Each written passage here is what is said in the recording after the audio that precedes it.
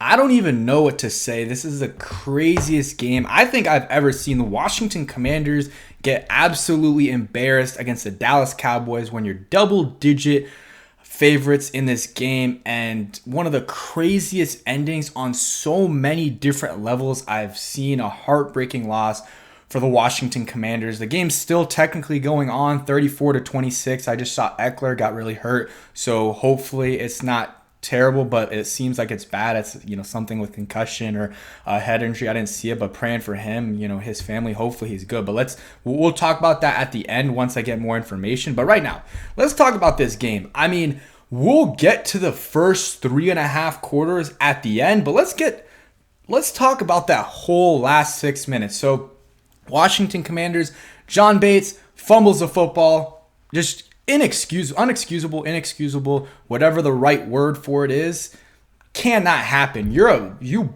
get maybe a catch every 3 games. You cannot be fumbling like that. It was a good play by the defender, but still, you cannot fumble that. You can't fumble that. And he fumbles it, and the defense, they were making a lot of stops, but they couldn't do it there. So the Cowboys get a touchdown, and then the Commanders go on a great drive. They do what they should have been doing earlier, spreading the ball around, moving the ball down the field instead of these dink and dunks or inside runs, 3-4 yards by McNichols and Eckler. It's just idiotic what they were doing earlier. They start to actually throw the ball past the sticks. They throw the ball past the sticks, and it started to work. And the Dallas Cowboys just got the ball. I guess it was probably like a lateral fumble or something. But it started to work. They ended up getting the touchdown. It was a Ertz touchdown. He had a solid game. What did he have? 6 catches, 40 yards, a touchdown. And then Jaden Daniels had the 2-point conversion. And you're like, all right, we're down by 3. Whatever, 3 minutes left to go or whatever it was. You're feeling good. And you kick it off. And guess what you don't do? You don't kick it to Turpin, who is the best returner in all of football. You don't give it to him. You don't give it to him. But guess what? They do. And at first you're like, oh, it might work.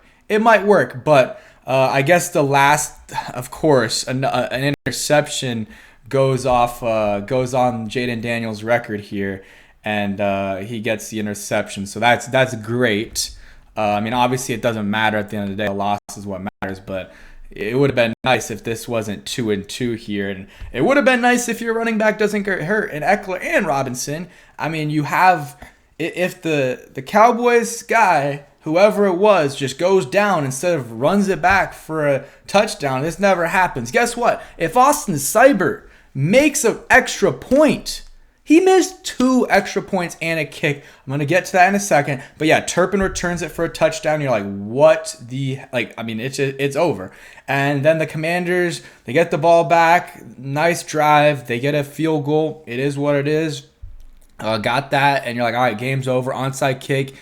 It doesn't work. And then... the announcers were like, oh, it's over. There's not going to be any time. But you're looking at it, you're like, all right, there's some time. And they get the ball back with 33 seconds. And, Zacchaeus fair catches it. And Jaden Daniels, once again, makes some magic happen. He did not have a good game today before the last portion of the game. Just didn't. It wasn't just him. It was the whole offense. But he didn't. But guess what? When it mattered, those last 3 drives, he made his magic work. He made something happen. And Terry also did. The Cowboys were also just idiots. 86-yard touchdown for Terry McLaurin. And you're like, all right, man, it's been a stressful game, but hey, we might be going to overtime. You're saying might because you have that kicker, Austin Seibert, who he's just a weird kicker. He's a very, very weird kicker because he'll drill those from 40. But then when it goes to 50, it's not that he misses it because he does. He did make a 51-yarder today, but he misses them badly. He shanks them. And then the extra point, he missed one earlier. And then the snap, I'm not going to lie, it wasn't a good snap, but I don't care. Tress Way did a great job holding it and put it right there for Austin Seibert to kick it. and he misses it. So this game, there's so many different people to put this game on, but the fact is the Commanders were in position to get this game to overtime, and Austin Seibert missed a kick or missed a extra point to tie it. He also missed an extra point earlier in the game that definitely affected things throughout the game. He missed a kick too, a 51-yarder. So combination of things right there. That's 5 points. That's 5 points in a game that was close. I mean, I know the final score is 8 points, but it was closer than that. Obviously, they wouldn't have had an onside kick there at the end. But yeah, Austin Seibert, I think he's got to go. I mean, I know he's had a good season for sure. And maybe I'm overreacting. I just don't know if, I mean, maybe he can, but I don't know if you can recover from this. This is a mental thing. I'm like, that was in his head. That's all in his head. I mean, yeah, it wasn't a great snap, but Tress Way put it right there on a platter for him, and it was a good hold. And it, he shanked it. He shanked it, and that's in your head. You miss 2 field goal or 2 extra points like that. You're missing all your 50+ yarders. And it's a game-tying kick after your team just did that. I'm sorry, there's no recovering from that. I don't think. Maybe there is. They're professional athletes. Maybe he can recover from that, but he's gonna have to go into that locker room after making a just playing terrible today. And he also kicked it to Turpin, who returned it for a touchdown. That's probably more on the special teams coordinator. And I just, you don't return it to Turpin. I'm sorry, man. Like, let's look at his returns. 4 for 179, averaged 45 yards a punt return. And then the other guy averaged or had a 43-yard return too. I mean, it just doesn't make sense that they continue to punt it to him. I mean, honestly, a full breakdown might be better tomorrow because just the end itself could be a 20-30 minute video. Some guys that were fine today. Bobby Wagner was fine. Luvu was good. I mean, he had some plays, but he had 3 pass break. He batted 3 passes down, had some tackles for loss, had a good game. The pass rush wasn't getting sacks, which was disappointing for sure. Offensively, Cliff Kingsbury, we're going to have to make a whole video on that. It was not good. I know they ended up scoring 26 points, but 7 of them came on a broken end of the game play, 30 with 30 seconds left. I'm not counting that. I'm sorry. It's going to count on the end of the season. So honestly, it's fine that Jaden got that interception at the end of the game, but that was a broken play. Not giving credit to Cliff on that. That's just the offense making something out of nothing and Jaden and Terry working their magic and the Cowboys being idiots. That's not that's not Cliff designing something up there, in my opinion. And then the drive before that, the Cowboys are playing a little bit more prevent and just allowing Jaden to actually throw the ball down the field more, which is what they should have been doing earlier. So if I had to say who this game is on, 1, Cliff. 2, we'll go Austin Seibert. I mean, that's 5 points, and as bad as the team played, and some of these offensive players, some of these defensive players, some of the special teams guys, they were in position to go into overtime if he just makes that kick. And maybe, I was thinking maybe you go for 2. But in that sec, I didn't have enough time to really process it. I was just like, all right, I was nervous. I think I have a video from my brother. I told my brother to take the video. I was nervous about him making the kick, and of course he misses it. And I'm sorry, he just doesn't have that dog in him. I mean, obviously there's a lot of nerves in that scenario, but you got to make that kick. So he's got to pack his bags and get out of here, in my opinion. John Bates, he's another reason. I mean, they were in the game. They were down 3-4 points, and they're driving, or not driving yet, but they might drive. And John Bates makes a catch, and that was a good play by Jaden, good draw by Cliff, and he gets the first down and fumbles the ball. So John Bates, he's also equally as responsible for this loss. Those guys are the main culprits for this loss. Jaden had 2 interceptions. I didn't see the last one. I don't really care about it either. It was the last second. The first interception, I don't think he should have thrown it, but that's not on him. Brian Robinson just dropped it.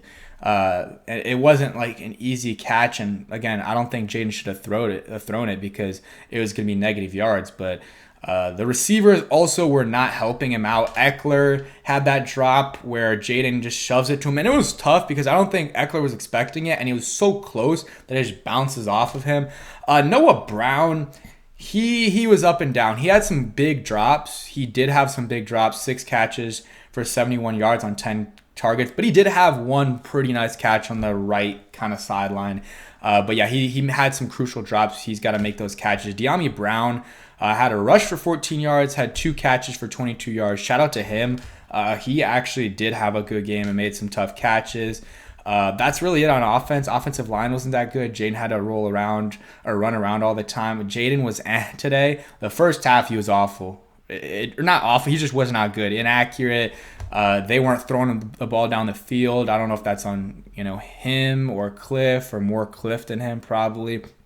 Third quarter was has the first drive is good, and then after that has like 2-3 drives of the offense as a whole wasn't doing well, and then the last 3 drives he played well. The touchdown drive that Ertz got the touchdown on, and then he got the 2-point conversion. That was a good drive by Jaden. The next drive, they get into field goal range. I can't remember really anything from that drive, but you get into field goal range. That's a good drive, and you make the field goal, which, yeah. And then which, you can't take for granted these days. And then the next drive is the 86-yard touchdown. So, and then the last drive after that, I wasn't watching. I don't care. That was the last 3 drives were really good by Jaden. And I want Cliff, watch that, and that's your offense next game. Especially the first and the second out of the 3 drives. Because again, the third drive, that was just a broken play. But before that, do that. Throw the ball down the field a little bit more. Get the ball to Noah Brown, Terry, Zach Ertz, even De'Ami had a nice catch. That wasn't it was a solid ball by Jaden, but it was high up there. And De'Ami makes a good catch. So shout out to De'Ami. Defensively, again, I thought they kept us in the game for the most part. And at the end, they couldn't do it for that long. Special teams in the beginning was dominating, man. I mean, they block a kick. Another kick is missed by Aubrey, and they had some pressure on that. They had a blocked punt. I mean, they were doing all sorts of things on special teams in the first half. And in the second half, it was the opposite.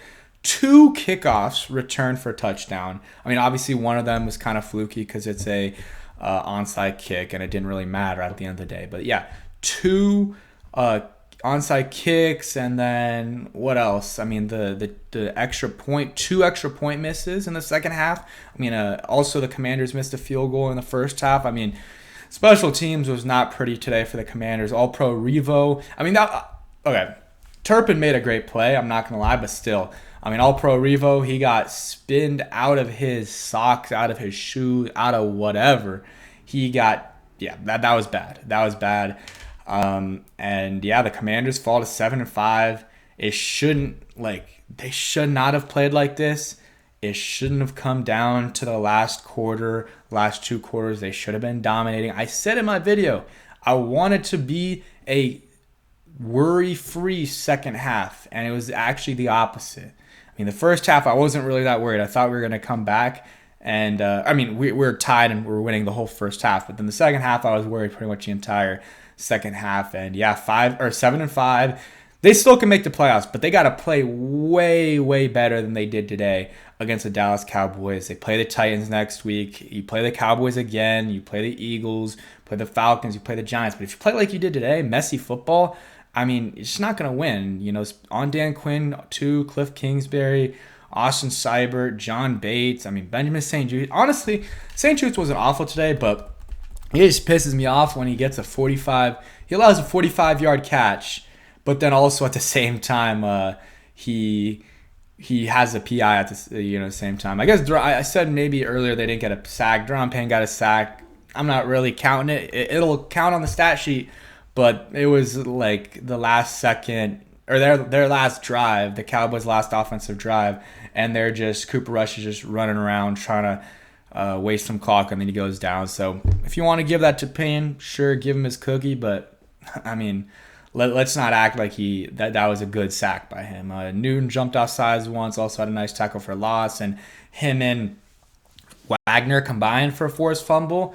Defense was good today. Like, I know you see the 34 points. 2 of those come off of a touch or returns, and then again, the offense was not putting them in good positions. 2 picks, or a pick and an interception. Sorry, a pick and a fumble that give them good field position. At a certain point, like, the defense can only do so much. But you would have liked to see a little bit better job against Cooper Rush, but it is what it is. They kept CeeDee Lamb in check for the most part, 10 for 67. Benjamin St-Juste was fine, honestly. I guess the 40-plus yard catch was not by St-Juste. It was by the Jalen Brooks. But yeah, that's it for today's video. Sucks. It is what it is. But yeah, nothing else to say. Peace.